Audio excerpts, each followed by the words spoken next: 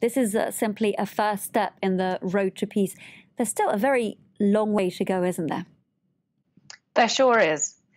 This was only one element of the Stockholm Agreement that was brokered in December last year.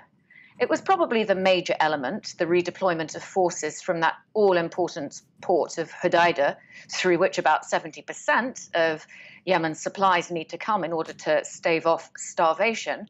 But there was also the Taiz understanding, that's another frontline battle zone, and there was a prisoner swap. We're not hearing anything about those, and it's taken 4 months just to get to this stage, which will indeed, even in itself, need to be independently verified.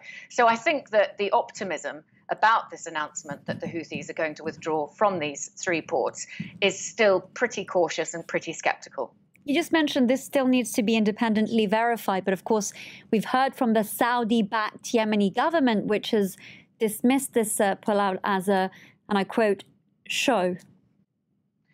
Yes, it's not surprising that the so-called legitimate government would dismiss this, because it very much puts the ball in its court. If the Houthis are withdrawing, then one would expect the government forces now also to withdraw from the outskirts of the city.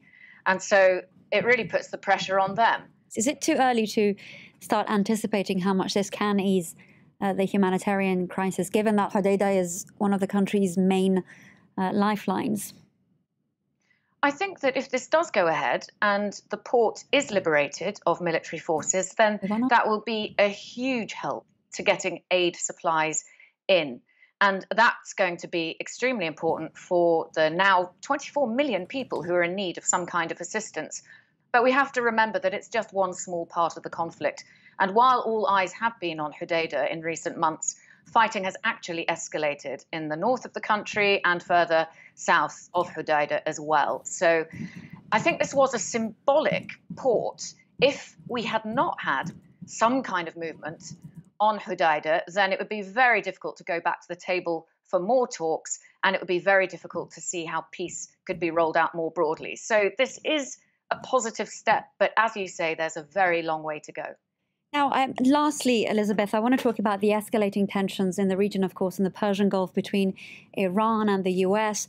With that in mind, is it impossible at this stage to see any sort of end in sight? I think that international players like Iran and obviously like Saudi Arabia will need to be brought in order to ensure that peace happens. But ultimately, we have to remember that this conflict was domestically generated. And actually, even if the withdrawal from Hodeidah goes ahead, none of the underlying issues which led to the conflict in the first place will be resolved. That really needs to be done by Yemenis themselves, although they will need pressure from their international partners, their backers, their supporters, Iran to a limited extent on the Houthi side, Saudi, UAE, and their supporters in the West on the so-called legitimate government side. They will need to be behind this if peace is actually going to happen.